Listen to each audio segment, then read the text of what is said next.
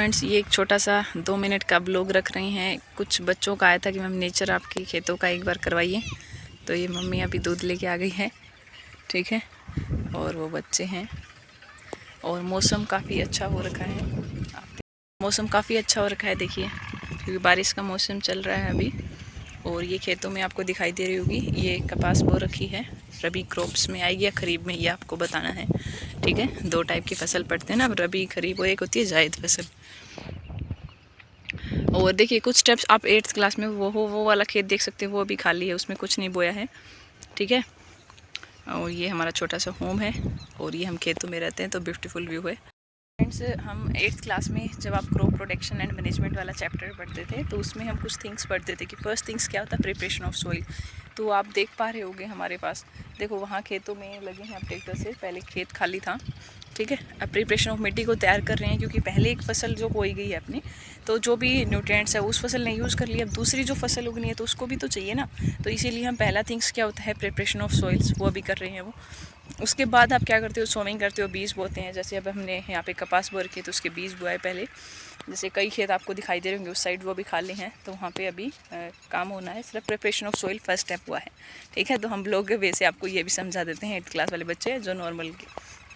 तो सोविंग कर लेते हैं। सोविंग दैट मीन्स हमने अपने बीज बो दिया। उसके बाद सोविंग करने के बाद आप क्या करोगे, उसमें फर्टिलाइज़र या मैन्यूर डालोगे, या फिर आप इरिगेशन करोगे। इरिगेशन का मतलब है पानी। अब जैसे मान लो हमने यहाँ पे कपास बोई इसमें, ठीक है, तो पहले अब हमने इसमें इरिगेशन भी किया। अगर आपने बीज बो के छोड़ दिया, कुछ पानी वगैरह नहीं डालोगे, तो बनेगी क्या फसल? नहीं बनेगी ना। तो इरीगेशन में क्या होता है, आपका पानी की डालते हैं वो टाइम टू टाइम। ऐसे नहीं कि आप डेली दिनों रात लगे ही रहे हो। वीक में 3-4 दिन दे दिया, गर्मी है तब ज़्यादा दिया जाता है, सर्दी के टाइम में वीक में 2 या 3 दिन भी इनफ होता है, ठीक है। तो उसके बाद इरिगेशन कर दिया। फिर हम इस फसल की और थोड़ी सी, जैसे कुछ न्यूट्रिएंट्स तो अपने को पता है स्टूडेंट कि मिट्टी प्रोवाइड कर रही है, जो भी आपने फसल बो रखी है हमने।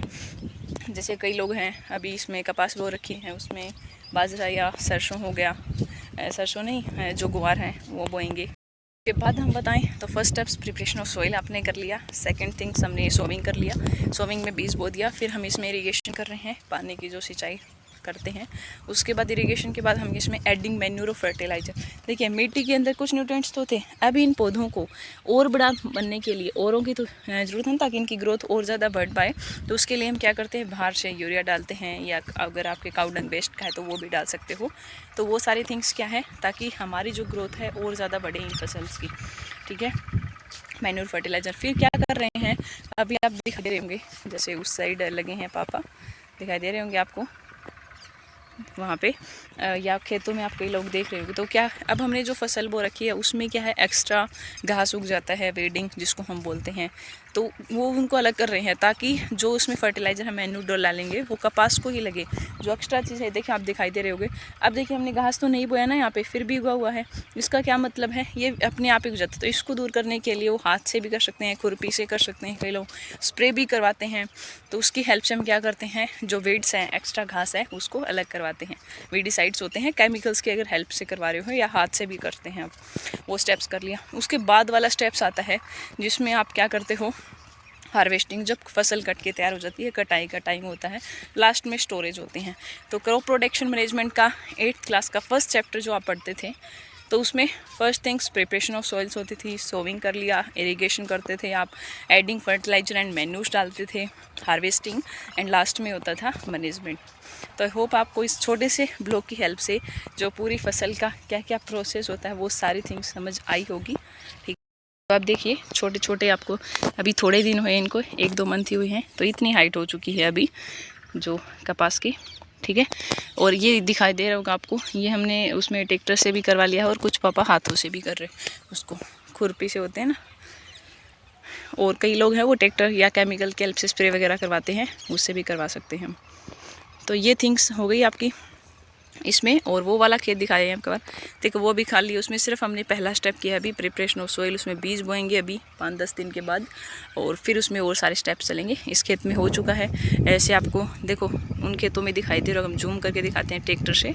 देखो अब वहाँ पर चल रहा है सोविंग, बीज बो रहे हैं, उसमें बाजरा बो रहे हैं शायद, ठीक है, या गुवार है, जो भी थिंग्स। तो ये खेतों में चल रहा है, तो काफ़ी ग्रीन व्यू है हमारे यहाँ पे, ठीक है। तो कई खेत आपको खाली दिखाई दे रहे हैं, उसमें एक स्टेप होकर के छोड़ रखा है सबने, मिट्टी प्रिपरेशन ऑफ सॉइल। और कई लोगों ने है वहाँ पे सोविंग कर दी है। और जो कपास वाला है वो 1-2 मंथ, 1 मंथ हो चुका है अप्रोक्स, तो इतनी साइज हो गई है, ठीक है। और देखो घास होता है, इसको तो हम नहीं बोते, फिर भी अपने आप उग जाता है, तो इसको फिर अलग करना पड़ता है ताकि हम जो खाद बीज डालेंगे हमारे अकेले फसल को मिले, एक्स्ट्रा चीज़ों को ना मिले। ओके,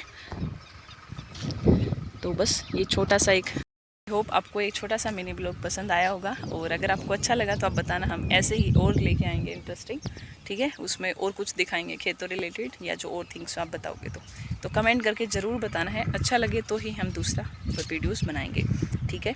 और कमेंट ये भी करना कितने स्टूडेंट्स हैं जो खेतों में रहते हैं, कितने हैं जो गाँव में या शहर में रहते हैं, ताकि हमें पता चले जो हमारे सब्सक्राइबर हैं उनमें से कितने बच्चे कहाँ रह रहे हैं। ओके, और अगर स्टेट बताना चाहो तो वो भी बता सकते हो। तो होप यू लाइक, अगर अच्छा लगे तो लाइक कर देना।